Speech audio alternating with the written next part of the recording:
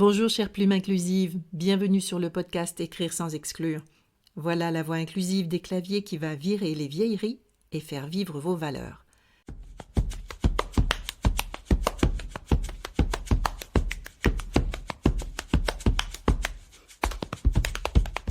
Je m'appelle Isabelle Meurville, je suis traductrice et autrice de la formation Écrire sans exclure. Depuis 20 ans, je traduis, je révise, je rédige, bref, je m'exprime en français en veillant à éliminer tous les clichés sexistes. Sexistes, mais pas que. Pendant 15 ans, j'ai appliqué les règles de français autres que le masculin qui l'emporte, parce que je refusais de nommer les femmes au masculin. Ça n'a pas été facile tous les jours, on est d'accord. Mais pour vous faciliter la tâche, je partage désormais toutes mes astuces pour vous aider à prendre cette nouvelle habitude. Inclure davantage de personnes dans vos écrits, nommer les femmes au féminin et élargir votre lectorat. Dans ce podcast, je m'adresse au métier de l'écrit et je vous parle de la langue comme outil d'inclusion, un outil gratuit, puissant et à disposition.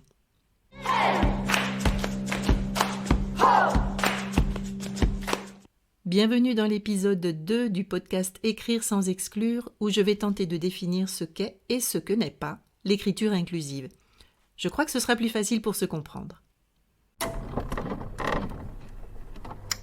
L'Académie française dit attendez, c'est insupportable, c'est une atteinte à l'orthographe française, à la culture, même à la francophonie, voilà. Et puis c'est une langue qui aujourd'hui peut s'écrire mais qui ne peut pas se lire, donc il y a une découpe entre la langue écrite et la langue lue. Et puis vous avez Roselyne Bachelot qui dit c'est une culture, c'est une manière d'écrire pour des élites. Et moi je dis que je respecte le combat militant de ces gens-là, pourquoi pas? Pourquoi pas? C'est le principe de liberté et au fronton des mairies, on a le mot liberté. En revanche, on n'a pas le droit de discriminer les gens vis-à-vis des communications en matière, notamment pour les documents édités par les services publics. Cette déclaration nous donne déjà 3 définitions. Celle de l'Académie française, celle de Roselyne Bachelot et celle de François Jolivet, qui propose dans d'autres interventions de punir d'une peine de prison et d'une amende quiconque utiliserait l'écriture inclusive dans la communication publique. Alors en tant que traductrice, je m'interroge. L'Académie française est-elle une référence linguistique? Le point milieu est-il élitiste? Et l'écriture inclusive découpe-t-elle la langue écrite et parlée? Allez, c'est parti, vous avez 3 heures. Ce débat, il est historique en fait. Et c'est vrai que pour comprendre ce que réclament, ce que désirent, ce qu'appellent les féministes, il faut faire un peu d'histoire. Il faut comprendre que non seulement il y a eu en effet un mouvement de masculinisation de la langue qui est arrivé au XVIIe siècle avec l'Académie française, il y a eu des hommes comme un certain Vaugelas qui a écrit des traités qui s'appellent en fait des remarques sur la langue française et qui a dit que le masculin était le genre noble et qui allait l'emporter sur le féminin. Première interrogation, l'Académie française est-elle une référence linguistique? Créée par Richelieu sur demande de Louis XIV, l'Académie française récompense, pendant très longtemps, les hommes qui ont servi le roi. Point. Pas l'ombre d'un linguiste à l'horizon. Elle tombe en désuétude comme les autres sociétés savantes, jusqu'à ce que Napoléon lui redonne son lustre. Vous le voyez, du cirage au lustre, il n'y a qu'un pas. Elle n'a longtemps compté aucun linguiste, elle en compte toujours très peu. Elle a validé en février 2018, donc 32 ans après sa publication par le gouvernement, la féminisation des noms de métiers que proposait la commission de néologisme dont j'ai parlé à l'épisode 1.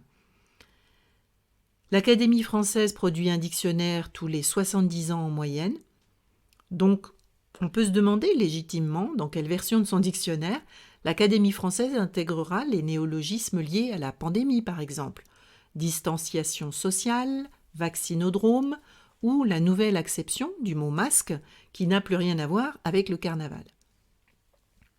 Bref, si vous souhaitez que je consacre un épisode à l'Académie française, n'hésitez pas à me le faire savoir, envoyez-moi un courriel ou laissez-moi un commentaire. En termes d'élitiste, comment dire, n'est pas élitiste qui croyait.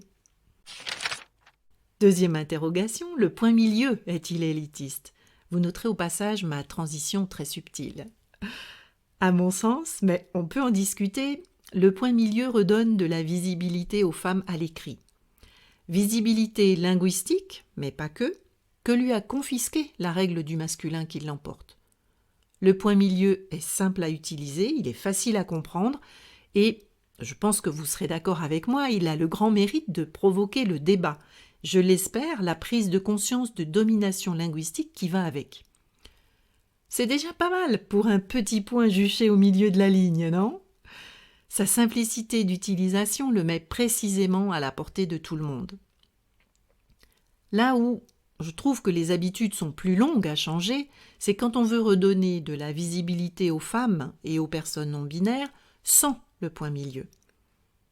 Les solutions existent en grand nombre, mais elles demandent de la réflexion, davantage de discernement pour se défaire de l'habitude, de la règle du masculin qui l'emporte.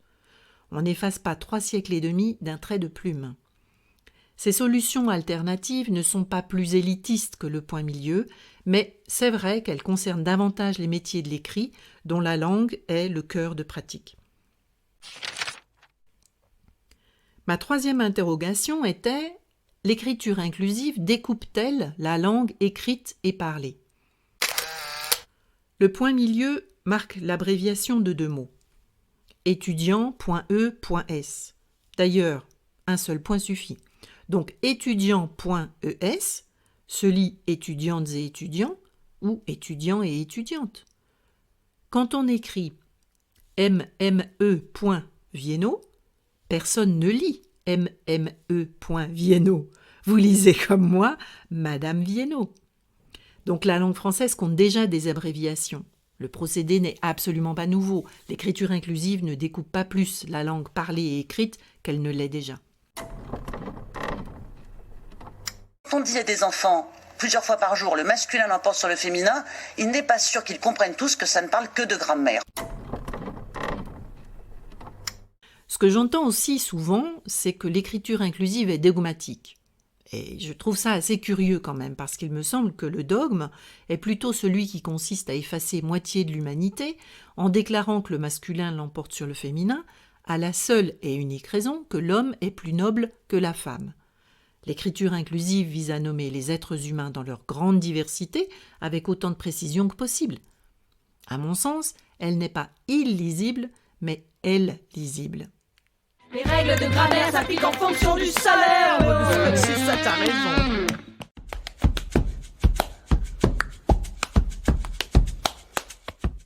Ayez toujours de quoi noter à portée de main parce que je vous donne des exemples, des références et puis je l'espère pas mal d'idées pour votre pratique de la rédaction inclusive. Pour aller plus loin sur le sujet, je vous propose aujourd'hui de découvrir le travail de la linguiste Laëlia Véron sous 4 formes différentes, une conférence donnée à Fribourg en Suisse que vous trouverez en vidéo, les épisodes du podcast Parler comme jamais et le livre qui est tiré sous le même titre des épisodes du podcast. Et puis vous retrouverez aussi ces chroniques sur France Inter et je vous donne les références dans les notes de l'épisode.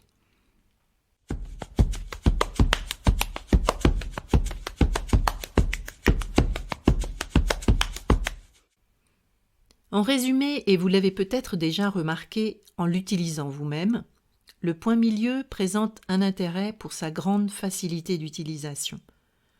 En revanche, il ne présente pas une véritable égalité entre le féminin et le masculin.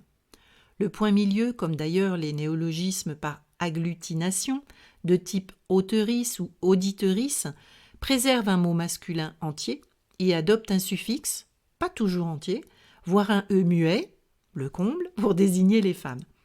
Donc ça me fait un peu penser aux photos de corps de femmes découpées dans les publicités, qui utilisent une épaule pour vendre un yaourt, une main pour vendre une voiture, etc. Cette solution, à mon avis, ne coche pas la case égalité. Dans la mesure où il existe d'autres solutions en français, quand on exerce un métier de l'écrit, est-ce qu'on ne se doit pas d'aller un peu plus loin que le point milieu ? Alors, l'écriture inclusive, en fait, dans certains pays francophones, c'est appelé le langage non sexiste. Et c'est un ensemble de recommandations, de propositions pour rendre plus égalitaire la langue, pour qu'on puisse mieux voir les femmes dans l'espace public. Et puisque je vous parle de définir l'écriture inclusive, je dois préciser, avant de parler pratique, que les expressions rédaction non sexiste ou rédaction épicène recouvrent la même réalité que l'écriture inclusive, c'est-à-dire bien plus variée, bien plus riche que le point milieu. Mais les trois expressions désignent la même pratique.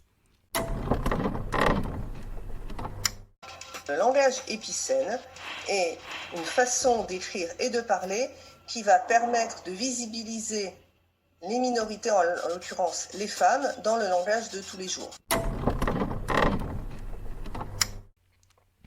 Alors vous avez peut-être essayé de mettre en œuvre des solutions fréquentes dans vos textes qui ne vous donnent pas entière satisfaction.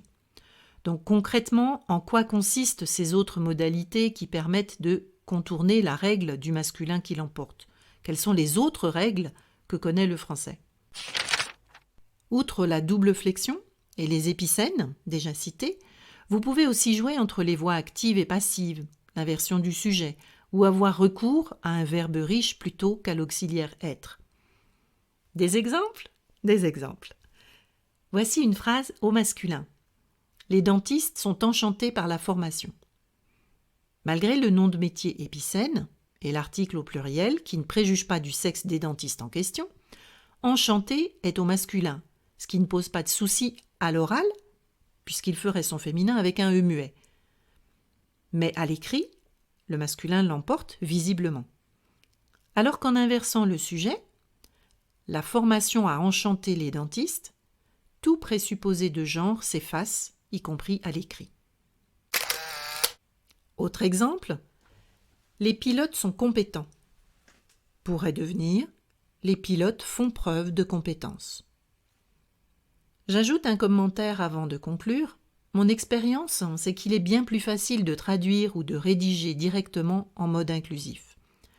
Donc si vous traduisez depuis une langue moins genrée que le français, ou si vous créez vos contenus pour le web, par exemple, je vous invite à prendre l'habitude de rédiger en visualisant un groupe de femmes, pour ne pas oublier, entre guillemets, les féminins. C'est un truc tout bête, mais une aide efficace. Et ne vous inquiétez pas, même en visualisant un groupe de femmes, vous n'oublierez pas le masculin, il est trop bien ancré.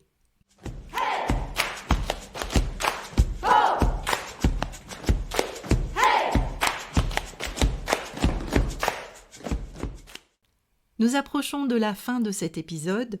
Pour conclure, je vous rappelle les solutions que j'ai évoquées avec vous aujourd'hui pour que vos écrits soient plus inclusifs et plus en harmonie avec vos valeurs. 1. Le point milieu, qui n'est pas élitiste, qui ne découpe pas la langue, parce qu'il abrège 2 mots. 2. Nous disposons d'un éventail de solutions pour nommer aussi les femmes, comme l'inversion du sujet et les verbes riches.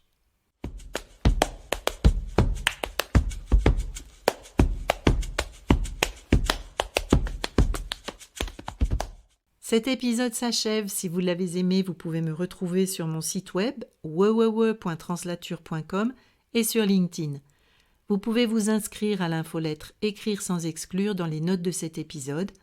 N'oubliez pas de mettre 5 étoiles et de vous abonner à ce podcast pour ne pas manquer l'épisode du mois prochain.